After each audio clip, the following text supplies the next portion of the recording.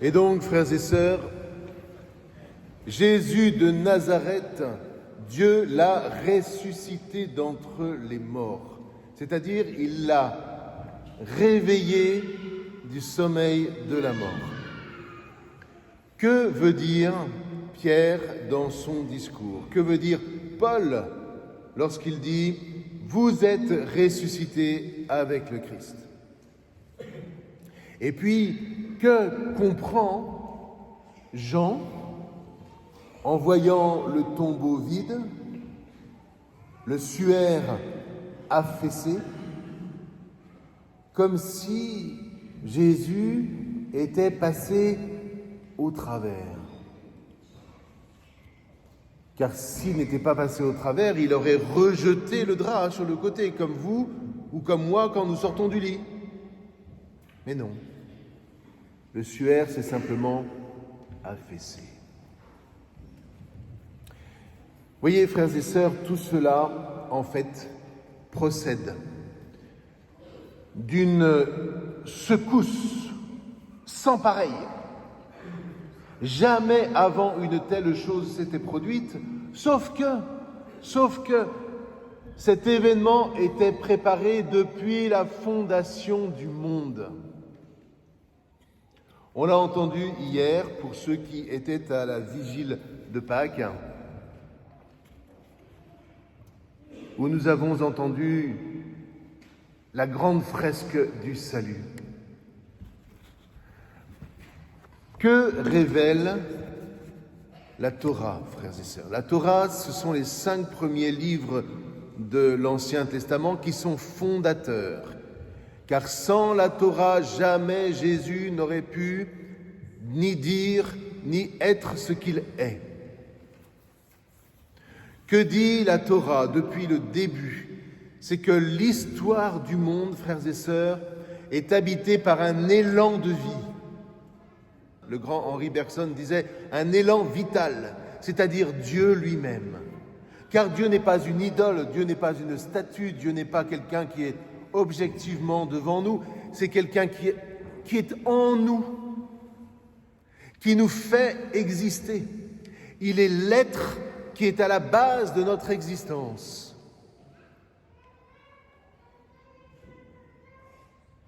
Et quelle est la puissance précisément de cet élan vital, frères et sœurs? La puissance de cet élan vital, c'est de nous faire passer de la mort à la vie.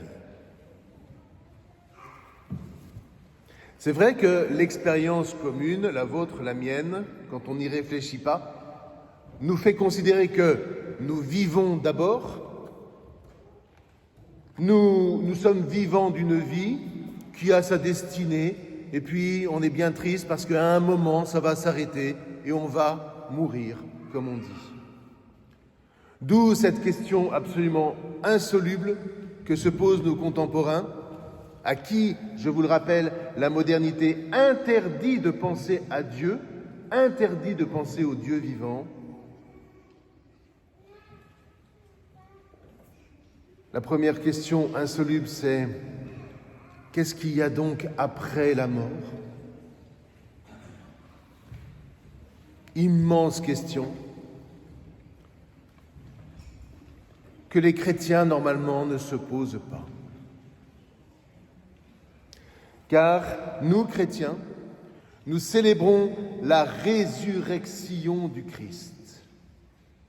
Nous ne nous posons pas la question de savoir ce qu'il y a après la mort, car nous espérons la vie éternelle. Et cette vie éternelle, elle commence dès aujourd'hui. Pour tous ceux qui, baptisés, ont cette grâce de pouvoir épouser ce mouvement de vie avec le Christ Jésus, et qui consiste, pour vous comme pour moi, comme pour toute l'Église, à chaque instant, passer de la mort à la vie. À partir du moment, frères et sœurs, où vous avez cette clé pour comprendre notre existence, vous n'êtes plus perdus. Notre vie consiste à ressusciter avec le Christ à chaque instant en passant de la mort à la vie. Évidemment, c'est une métaphore pour beaucoup de choses qui se déroulent dans notre existence. Mais regardez, le péché, c'est quoi? Le péché, c'est lorsque je suis contrarié, plutôt que de choisir de passer de la mort à la vie, je choisis de revenir dans la mort en donnant la mort. La mort n'est pas après la vie, la mort est avant la vie. Et on nous le dit dès les tout premiers versets de la Genèse, que peut-être certains ont entendu hier pendant la vigile. Au commencement, Dieu crée les cieux et la terre. Et la terre est, la meilleure traduction c'est est mutique, sans parole et sans vie. Tohu bohu. Ça veut dire qu'au moment où le récit raconte la genèse de l'univers, l'univers existe déjà, mais ça n'est qu'un univers purement matériel. Il n'y a pas la lumière de Dieu qui jaillit de lui. Ça ne veut pas dire que Dieu n'a pas créé l'univers, c'est pas ce que je suis en train de dire. Mais il l'a créé dans un premier temps tel qu'il est, et au moment où la Genèse parle, évoque ce qu'on appellera la création, c'est le surgissement dans l'univers d'une parole. Sois la lumière, et la lumière est. Et à partir de là, tout commence à devenir vivant. Ce qui était sans but, sans parole, est devenu un chemin. Rappelez-vous, dans votre propre expérience, est-ce qu'il n'y a pas eu un moment... Allez, on va prendre ce moment-là parce que c'est quand même le plus parlant. Messieurs, le jour où vous avez rencontré celle qui allait devenir votre femme, j'espère que c'était un jour joyeux. Manifestement, ça ne vous a pas laissé des souvenirs impérissables.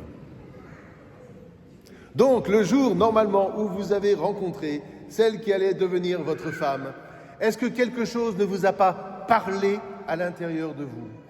Est-ce que, tout d'un coup, votre vie n'a pas changé, n'a pas bousculé, n'a pas été secouée avec un avant, où vous viviez votre vie, vous aviez fait vos études, vous aviez fait je sais pas quoi, machin, et puis vous travaillez. Et puis tout d'un coup, la présence d'un autre que vous, à travers cette jeune fille qui s'est présentée, a fait que vous avez reçu une espèce d'élan intérieur. Ah, mais vous êtes donné à fond, vous avez fait des tas de choses que vous n'auriez jamais fait sans elle. Car, mesdames, le propre d'une femme est d'inspirer l'homme. Pourvu que ça dure, comme disait l'autre. Donc, on peut dire que vous êtes passé de la mort à la vie. Tout était en vous, comme le tohu-bohu. Il y avait un potentiel en vous. Mais tant que vous n'avez pas rencontré votre femme, eh bien ce potentiel restait dans la mort. La mort n'est pas nécessairement la fin de quelque chose. La mort, c'est un potentiel qui attend de pouvoir se déployer. Et pour cela, vous voyez, la rencontre d'un amour est essentielle. Mais il n'y a pas que l'amour marital. Ça peut être découvrir une formidable équation mathématique. Ça peut être avoir le sens de l'esthétique et faire une œuvre. Qu'est-ce que c'est qu'une œuvre géniale en peinture? Une œuvre géniale en peinture, c'est une œuvre devant laquelle vous vous arrêtez et cette œuvre commence à vous parler à l'intérieur de vous. Elle suscite une parole. Elle suscite une admiration qui fait que lorsque vous quittez cette œuvre, vous êtes un homme ou vous êtes une femme nouveau. Voilà cet élan vital qui est censé, frères et sœurs, nous habiter. Mais il y a plus, parce que, comme dit saint Paul, la création est à l'affût des fils de Dieu qu'elle attend depuis des lustres. Car notre rôle, une fois que les choses commencent à parler en nous, une fois que, pour certains d'entre nous, c'est mon cas, nous avons vécu une conversion, c'est-à-dire que le Christ est devenu parlant en nous, qui fait que nous avons changé de vie. Moi, personnellement, après ma conversion, c'est là où j'ai décidé de devenir prêtre, c'est vrai. Et depuis, je n'ai plus jamais douté. Jamais. Et je n'ai pas d'argument à apporter pour essayer de convaincre que Dieu existe. Pour moi, c'est une évidence, donc je ne vais pas apporter des arguments. Mais ce que je sais, c'est que cette existence-là m'a lancé dans le monde. Cette existence m'a lancé dans la création. Et c'est notre rôle, à vous et à moi, de faire que toute la création devienne parlante. Car Dieu, en nous, se fait parlant pour que nous amenions la création à donner ce qu'elle a de meilleur. L'exemple que je prends toujours est celui-ci. Ce que je vais offrir sur l'autel, ce n'est pas du blé et du raisin, c'est du pain et du vin. Le blé est essentiel, apporté par la création.